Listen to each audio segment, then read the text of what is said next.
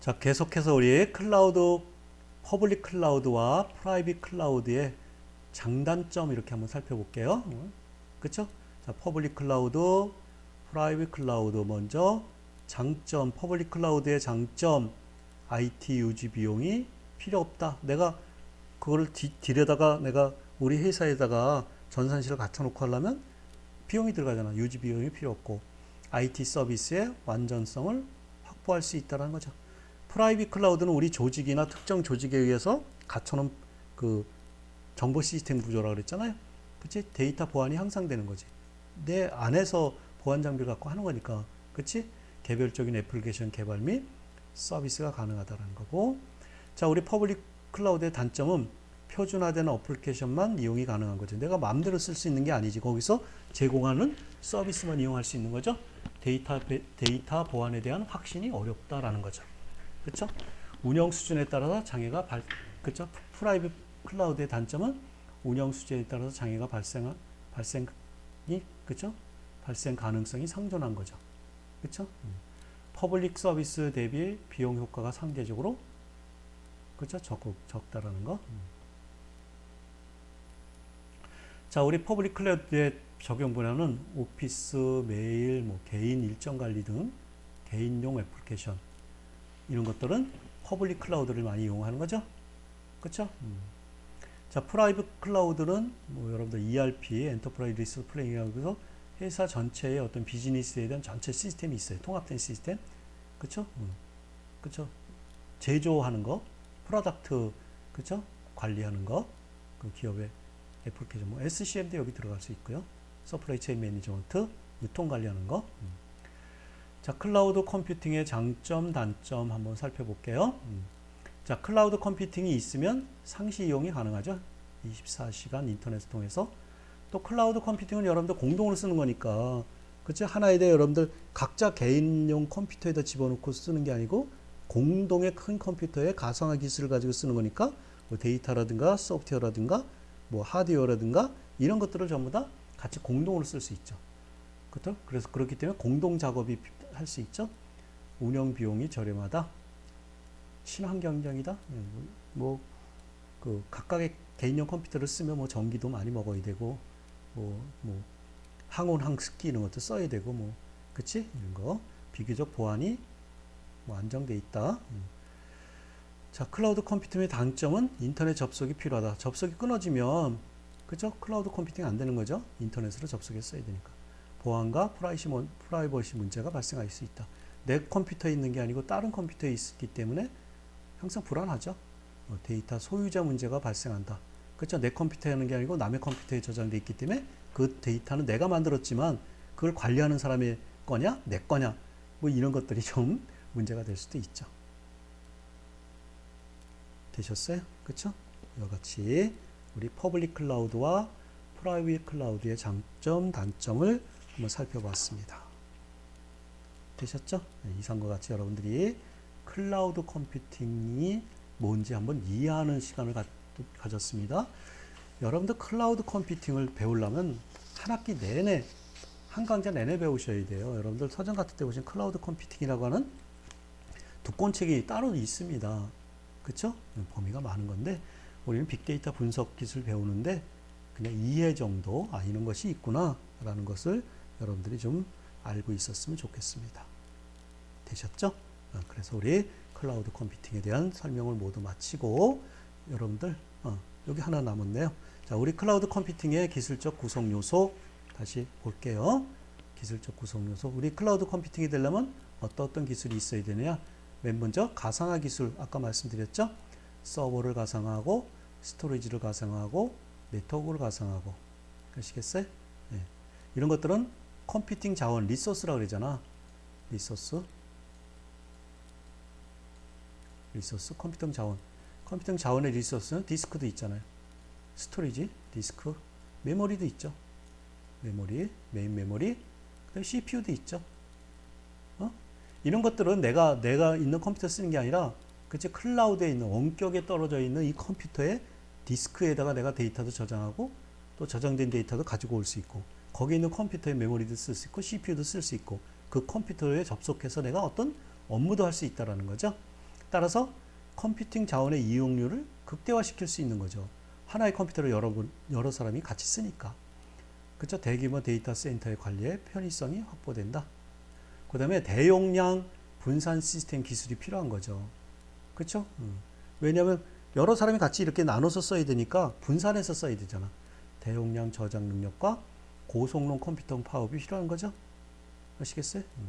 여러 사람이 같이 써야 되니까 신속한 확장성이 보장돼야 된다. 그치? 확장성이라고 하는 건 내가 하드디스크 용량을 100GB만큼 썼는데 필요하다 그러면 200GB만큼 써야 돼. 그럼 200GB만큼 줄 수 있는 그 확장성이, 유연한 확장성이 있을 수 있도록 그렇게 관리가 돼야 되는 거죠. 그 다음에 자원 및 서비스의 운영 관리 기술. 그쵸? 서비스 및 이용자의 동적 변화에 능동적으로, 동적이라는 건 이용자들은 항상 필요한 것이 항상 필요하고 언제 그 서버를 또 쓸지 이런 시간관념 이런 것들도 항상 대응해야 되는 거죠. 자원관리. 글로벌 규모로 서비스를 쉽게 배포하고 관리할 수 있는 거. 자, 서비스 지향 인터페이스. 그쵸? 사스라고 그랬죠? 자원에 대한 접근으로부터 플랫폼 자체에 대한 제어까지 서비스 관점에서 정의를 하고 구현하는 거. 클라우드 서비스의 기술적 구성 요소는 이와 같이, 그쵸? 4개.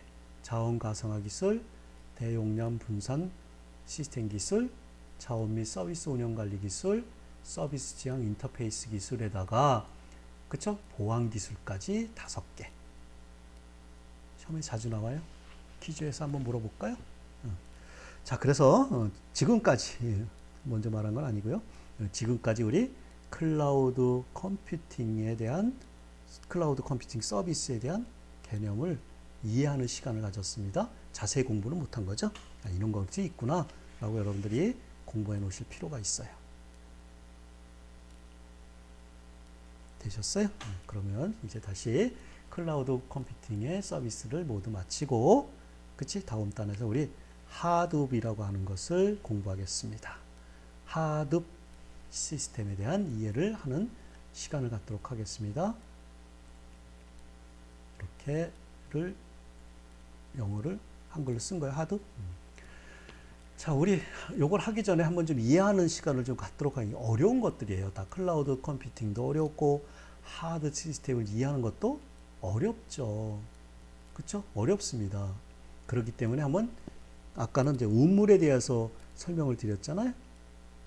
개인적으로 쓰는 우물을 우리가 클라우드 그 정수기를 만들어 놓고 내가 필요할 때마다 물을 공급해서 쓰는 거, 클라우드 컴퓨팅이라고 했는데, 하드 시스템 한번 좀 설명하기 위해서 여러분들은 어떻게 좀 이해를 시켜볼까 해서 이거 한번 예제를 한번 만들어 본 건데, 여러분들 해외 백과사전이 있다고 그래 보세요. 백과사전. 그치? 여기에 이제 글씨들이 잔뜩 써져 있겠죠, 안에? 그럼 내가 궁금한 게 뭐냐면, 저 안에 백과사전에, 이 굵은 백과사전에 1000페이지가 된다 그래 보세요. 1000페이지가 되는 이 백과사전에 만들어진 단어의 수가 몇 개지 궁금할 수 있죠. 그쵸? 궁금할 수 있죠? 그러면 단어의 수를 쉬어야 되죠. 자, 그래서 우리 1000페이지 되는 단어를 한 사람이 이렇게 첫 장부터 남겨서 이제 하나씩 1, 2, 3, 4, 5, 6, 7, 8에서 쉬어요. 가능할까요? 뭐 가능할 수도 있겠죠. 아시겠어요? 뭐 어디 다른 데 도움을 받아서 할 수도 있고 할 수도 있죠. 하루 걸릴까요?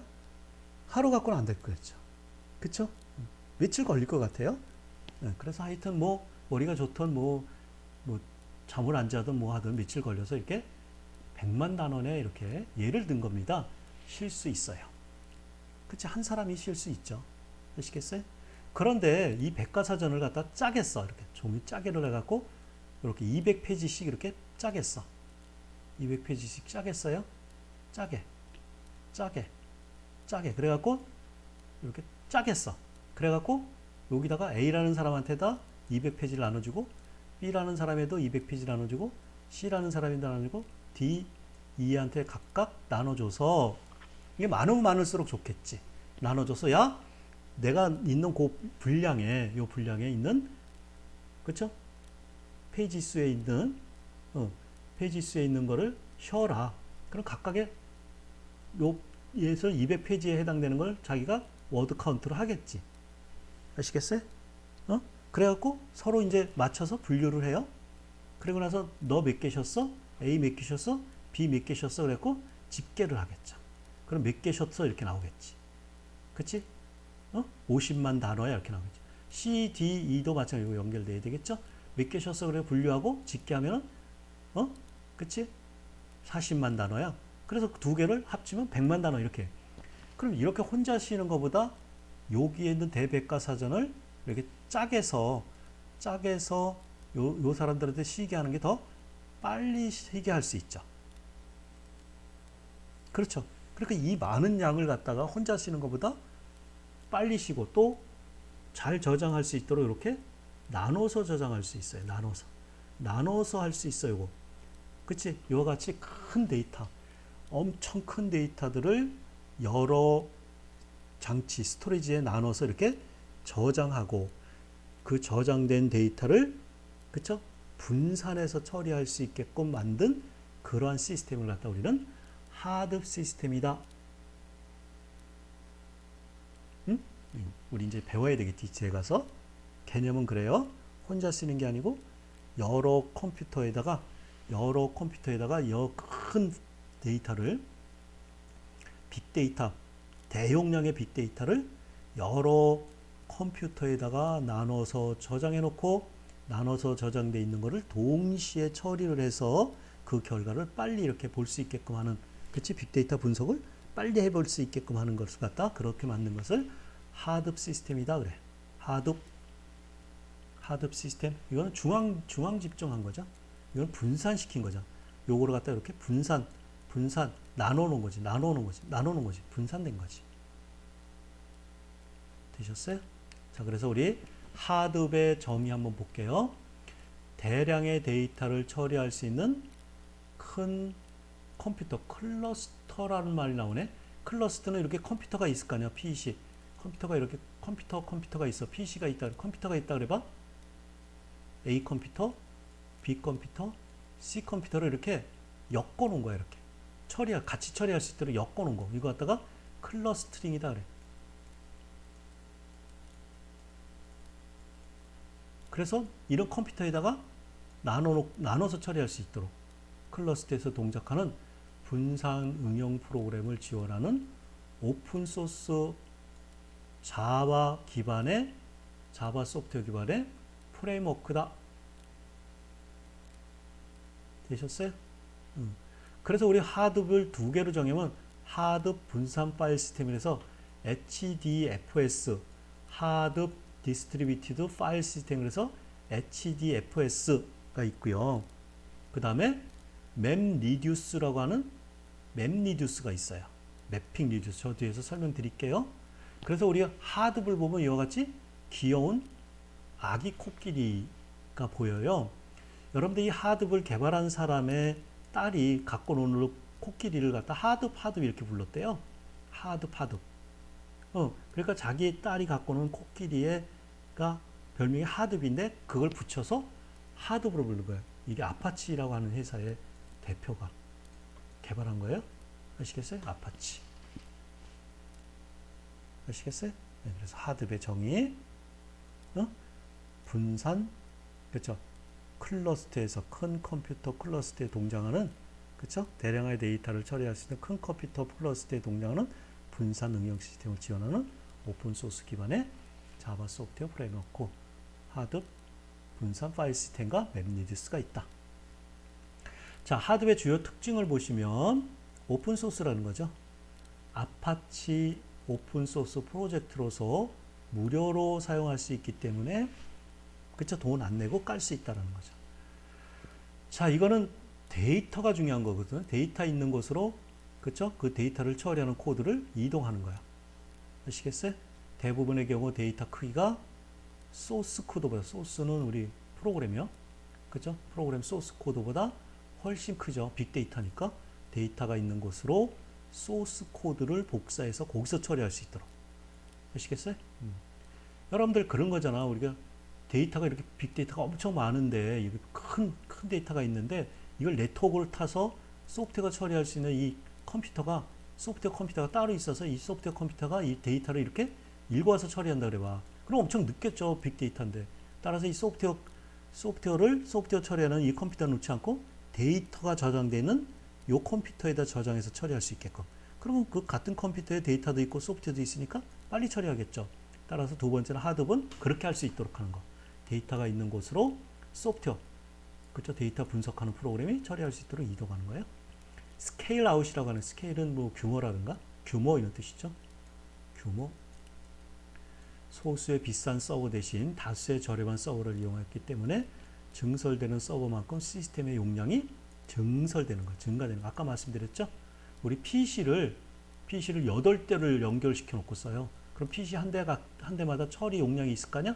8대 용량 갖고 처리할 수 있도록 이렇게 처리해.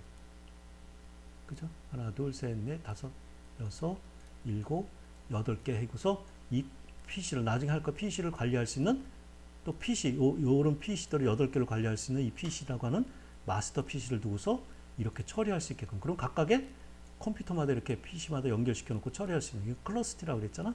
그쵸?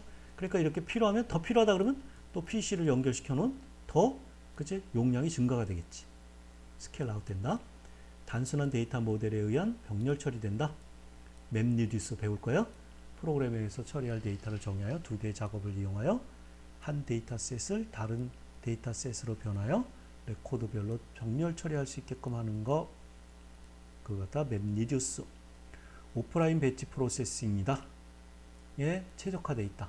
그러니까 오프라인 많은 데이터들을, 그쵸? 이런 컴퓨터에 놓고서, 그쵸? 인터넷으로 연결된 게 아니고 서버에 갖다 놓고 그 서버에 소프트웨어도 갖다 놓고 온라인으로 한꺼번에 처리하는 거죠. 배치는 일괄 처리하는 거죠. 일괄 처리. 오프라인 일괄 처리에 적합하다. 따라서 적은 수의 큰 데이터 파일을 오프라인 안에서 배치로 처리하는데 적합한 프레임워크로 실시간 처리하는데 필요한 환경은 아니다. 이건 스파크라는 게 있거든요. 실시간 처리하는 걸. 스파크라고 하는 게 있어요. 저 뒤에서 한번 소개할게요. 실시간 처리할 때는 스파크를 이용하는 거지 하드 이용하는 건 아니다.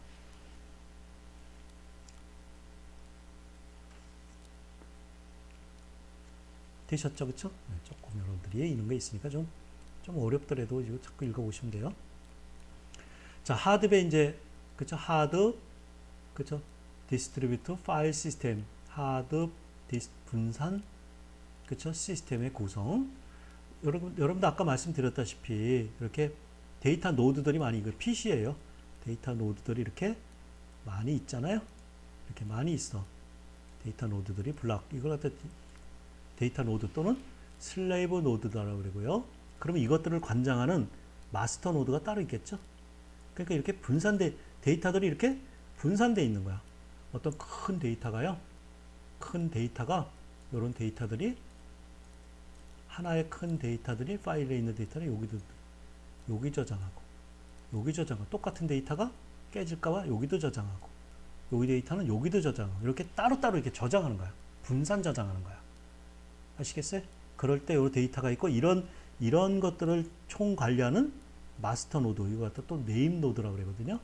그렇죠? 이 네임 노드에서는 뭐 하냐면 이 컴퓨터들이 갖고 있는 메타 데이터들의 데이터들. 그렇죠? 그다음에 이런 중복된 리프레이션 되는 이런 정보들. 그치? 이런 것들을 우리 깔면 홈 밑에 데이터 이렇게 깔리거든요.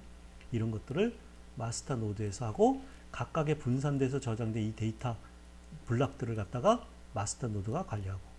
그쵸? 따라서 우리 클라이언트들은 실제 데이터 노드를 갖다 읽고 쓰고 하겠지. 아시겠어요? 네? 그래서 우리가 이렇게 렉별로 이렇게 또 분류도 한다. 그래서 하나의 데이터가 하나의 컴퓨터에 저장하는 게 아니고 이렇게 나눠서 저장된다. 이런 것들을 관리하는 것을 갖다, 그죠? 하드 디스트리뷰트 파일 시스템, 하드 분산 파일 시스템이다. 파일이 이렇게 나눠져 있다. 따라서 우리 데이터 노드는 사용자 데이터를 저장하고 파일을 읽고 쓰는 기능을 제공하는 거고요. 그치? 그거에도 이제 마스터 노드가 있고. 아시겠죠? 자, 그 다음에 우리 두 번째 분산 파일 시스템이 있고, 그쵸? 하드 디스트리뷰트 파일 시스템이 있고, 맵리듀스라고 하는 게 있다고 했죠? 맵리듀스의 원리. 하나의 작업을 여러 개의 작업으로 분할해서 처리할 때 사용하는 프로그래밍 모델을 갖다 우리는 맵리듀스다 그래요.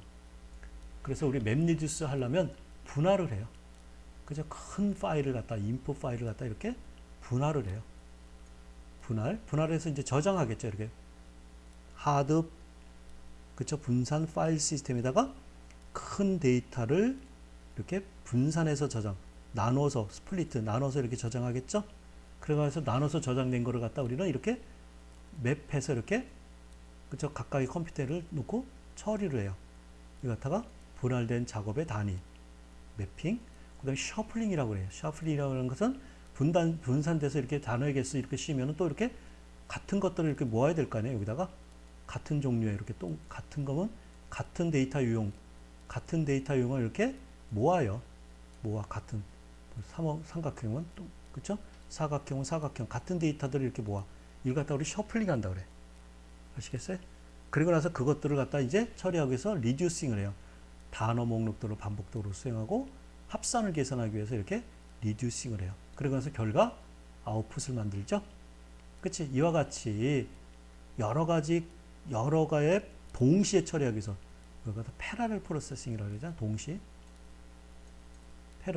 동시 처리하기 위해서 하나의 작업 단위를 이렇게 나눠서 쪼개서 처리하고 처리된 결과를 이렇게 모으는 거. 그거 갖다 매핑 리듀스 그래요. 맵 리듀스, 매핑 리듀스. 그쵸? 그래서 우리가 이와 같이 하드 분산 시스템에 있는 데이터를 저장을 해놨다가 그것들을 분류해가지고, 그치? 각각의 처리 단위로, 뭐 레코드 단위든 블락 단위든, 그치? 쪼개가지고 이렇게 동시에 처리해요. 동시 처리해가지고 그 결과를 이렇게 한꺼번에 머지하거든요. 그러면 이 결과가 만들어지겠죠. 이걸 갖다 우리 맵 리듀스다 그래. 되셨어요? 그쵸? 맵 리듀스.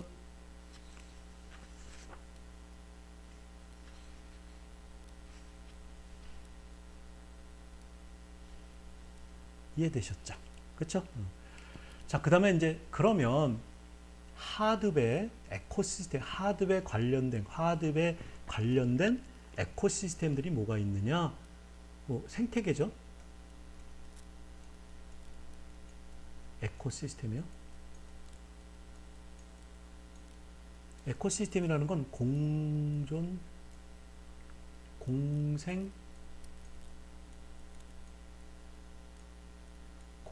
관계. 공생공존의 관계죠. 그쵸? 에코시스템은? 그래서 에코시스템은 이제 공존공생의 관계니까 하나만 있는 게 아니라 여러 가지 이제 이게 같이 있음으로써 하나의 더 좋은 처리 결과를 만들어낼 수 있는 거죠. 그리고 여러분 여기 보시면은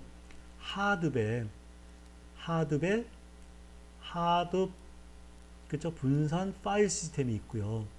하드웨어 얀이라고 하는 시스템이 있어요. 이건 다 코끼리들이잖아.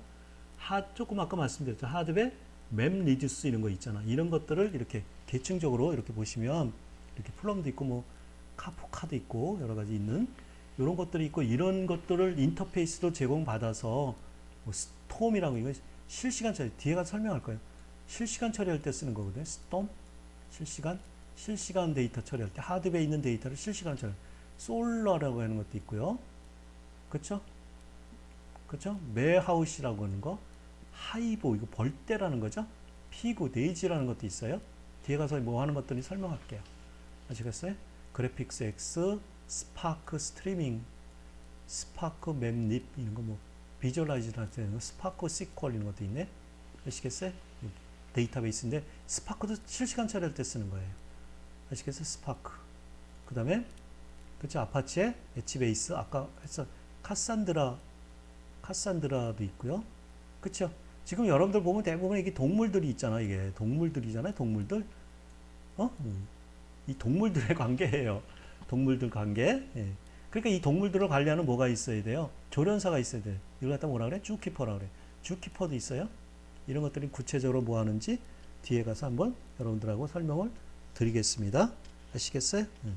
여러분들이 요 카산드라라고 하는 이 왕눈이 있잖아요. 그 카산드라가 뭐예요? 여러분들 고대 시대 때 카산드라라는 거, 그쵸? 그 트로이 지방에, 여러분 트로이 전쟁 영화 보셨어요? 그 트로이의 마지막 왕이 프리모아 왕이잖아요. 그쵸? 이 프리모아의 딸 이름이 카산드라예요. 그러니까 이 프리모아 딸이 카산드라고 그 아들이 두 명인데 그 중에 한 명의 영웅이 헥토로라고 하는 동생이, 여러분들 영화 보셨나요? 헥토로라는 동생이 있잖아요. 근데 이 카산드라는, 그쵸? 아폴론에게 그 예언의 능력을 받았어요. 근데 그 아폴론의 사랑을 거절해서 다른 사람을 이렇게 설득하는 그러한 능력은 못 받았대요. 다른 사람을 이해시키고 설득하는 거. 카산드라. 아시겠어요? 그러니까 여러분들 그 트로이 목마에서 목마를 갖다가 그 성 안으로 들여들잖아요. 근데 카산드라가 목마 들어오면 안 된다라고 그렇게 말렸는데도 설득력이 없으니까 말렸는데도 결국 트로이 목마가 성 안에 와가지고 성이 함락돼서 트로이가 멸망했다. 이런 영화가 있지 않습니까? 그렇죠? 이와 같이 거기에 나오는 그 신화, 트로이에 나오는 그 신화가 카산드라라는 게 있어요. 그 카산드라가 뭐 하는 건지 이런 거는 이제 뒷장에 가서 여러분들하고 같이 설명을 할게요. 아시겠죠? 이와 같이 우리 에코시스템, 하드웨어 에코시스템들이 이렇게 쭉 있어요. 많죠? 그쵸? 이런 것들이 구체적으로 하나씩 뭐 하는지, 이런 것들을 자세히 공부를 하시게 되면 한도 끝도 없어요. 아시겠어요? 그래서 이런 것들이 무엇을 하는 건지, 그치? 하드웨어, 뭐, HDFS, 하드 분산 파일 시스템이 뭐 하는 건지, 하드웨어 얀, 하드 맵리두스, 아까 말씀드렸지만, 스팍, 카산드라, 엣지베이스, 스톰, 이런 거, 그치? 이런 것들이 뭘 하는 건지를 여러분들이 그냥 개념적으로는 알고는 있으셔야 돼요. 이런 건 자세히 배우려면 나중에 자세히 배우셔서 정말 빅데이터 분석 전문가가 돼서 배우시려면 이런 것들을 하나씩 적용해가면서 리눅스나 이런 데 깔아가면서 여러분들 쓰시면 되는 거거든요. 다 이런 것들은 다 오픈소스라고 그랬잖아요. 오픈소스 아시겠어요? 오픈소스에 그냥 공짜로 갖다 깔아다 쓸 수 있는 거죠. 주키포 이런 거. 이런 것들이 하나씩 여러분들이 뭘 하고 또 그치 어떤 기능들을 하고 이런 것들은 여러분들이 한번 잘 그쵸? 자세히 이것들을 우리 실습을 통해서 자세히 배우지는 않지만 이런 것들이 무엇을 하는 건지 이런 것들은 한번 역할에 대해서 그쵸? 이런 것들은 기능과 역할 이런 것들을 여러분들과 같이 한번 알아놓을 필요가 있습니다. 그래서 이런 것들이 서로 상호 공생하면서 서로 보완하고 서로 공존하면서 그치? 하나의 시스템의 결과를 우리 빅데이터 분석하는 거 그쵸? 꼭 뭐 하드면 꼭 빅데이터는 하는 거 아니지만 우리 빅데이터는 데이터 양이 상당히 많은 거잖아. 그런 것들을 우리가 보관해서 처리하기 위한 그런 것이 바로 하드비잖아요. 그치? 그래서 우리가 잠깐 우리 쉬었다가 이런 각각의 하드 에코시스템이 각각이 어떠한 기능이고 어떤 역할을 하는지 쭉 한번 살펴보는 시간을 갖도록 하겠습니다. 되셨죠? 우리 잠깐 쉬었다가 하겠습니다.